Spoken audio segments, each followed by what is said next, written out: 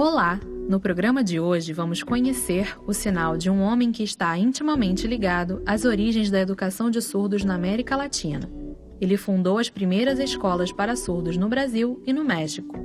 Ele acreditava que regenerar uma classe inteira de seres muito tempo abandonados e, por meio de um método especial, restituí-los à sociedade, tal tem sido o fim da fundação do estabelecimento do Instituto Imperial dos Surdos Mudos.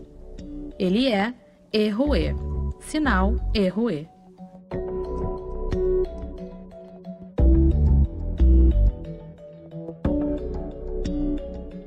Rouet é uma referência fundamental na institucionalização da educação de surdos no Brasil, mas apesar da importância de sua obra, são muito poucas as informações confiáveis sobre ele. Até hoje, nenhuma fonte pôde garantir nem mesmo qual era o primeiro nome de Rouet, se era Ernest ou Edward. O certo é que, em todos os documentos disponíveis hoje, só é possível ler no espaço destinado à assinatura o seguinte: Errouet.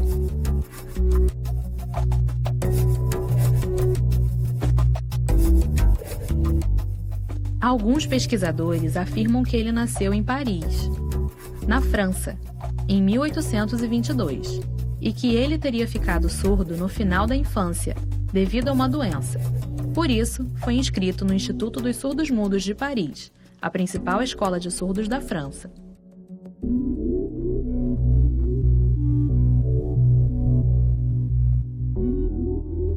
Rouet aprendeu a ler e a escrever. Destacou-se nos estudos e, em 1840, tornou-se monitor da terceira classe do Instituto dos Surdos Mudos de Paris.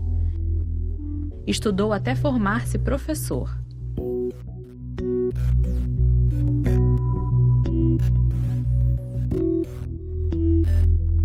Depois de concluir os estudos, Rouet estabeleceu a educação de surdos como sua principal missão de vida e tornou-se diretor do Instituto de Surdos Mudos da cidade de Bourges, na França, onde também dava aulas.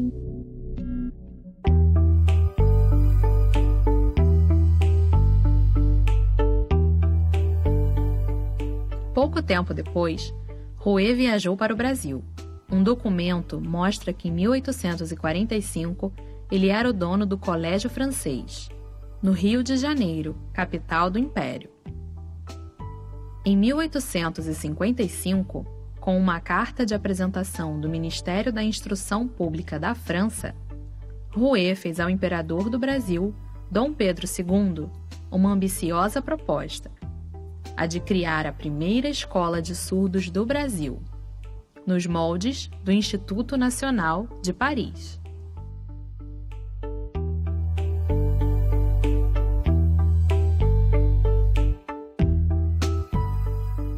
Logo depois de ter conseguido o apoio de Dom Pedro II, Rouet fundou, em 1856, o Instituto Imperial dos Surdos Mudos. Ele funcionava em regime de internato com o objetivo de oferecer educação intelectual, moral e religiosa aos surdos de ambos os sexos. Nos anos iniciais, o Instituto funcionou em uma pequena sala do Colégio Vassimon.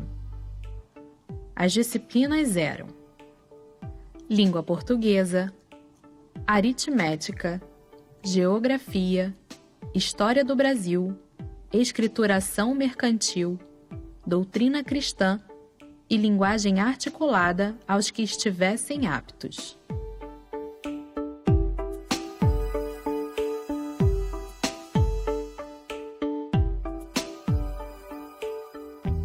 Manter o colégio funcionando era difícil. O horário de funcionamento era curto e, mesmo com doações, a verba era pouca. Outro relatório entregue ao imperador mostra a luta de Rouet pela obra de sua vida. A casa atual não está em condições higiênicas favoráveis à saúde dos alunos.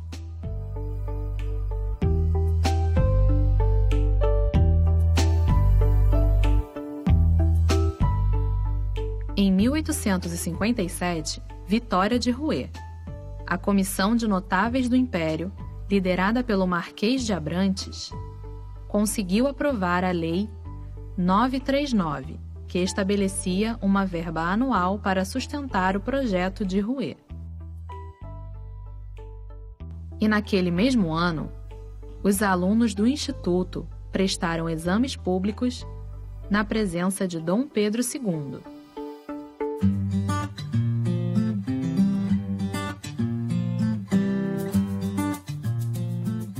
Com a nova lei, foi possível consolidar o Instituto Imperial dos Surdos-Mudos, a primeira instituição oficial de ensino para surdos no Brasil. O Instituto mudou de endereço algumas vezes até chegar ao bairro das Laranjeiras. Ali funciona até hoje, como Instituto Nacional de Educação de Surdos, INES. Sinal INES.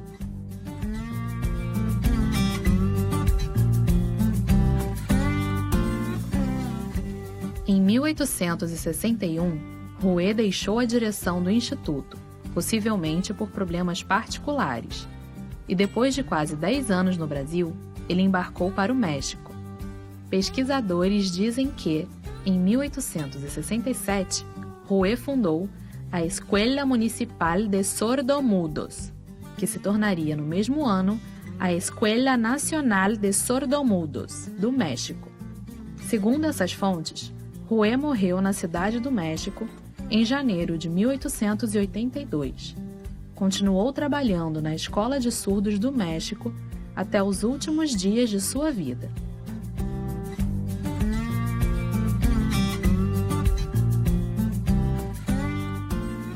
Até hoje, Rouet é considerado o criador das línguas de sinais do Brasil e do México. Para muitos, Rouet deixou como herança os métodos pedagógicos que incluíam o uso de sinais como recurso de ensino e a influência francesa na formação das línguas de sinais brasileira e mexicana.